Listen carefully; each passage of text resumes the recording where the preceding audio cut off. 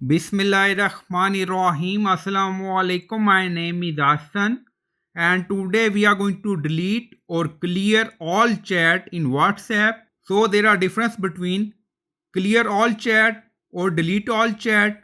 So clear chat remove all messages from a chat, keeping the chat in your list, while delete chat remove the entire chat from your chat tab. Clear chat mean empty the conversation inside the chat bubble, and delete chat mean remove the entire chat bubble from your chat list.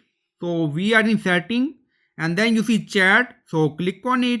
So we are going to apply this for all contact in WhatsApp. We are going to use delete all or clear all. So we are in chat, and then you see chat backup, so click on it. So we are in chat, and then you see chat history, so click on it. So we are in chat history, and then you see clear all chat. So first click on it. Now you see pop up clear all chat. If you want, you can enable both option and then click on clear chat. So it's up to you. And then you see delete all chat. So click on it. Delete all chat. Also delete media received in chat from the device gallery. So you can use any option according to requirement. So I hope you like this video. Please like, comment, share, subscribe. Thank you for watching.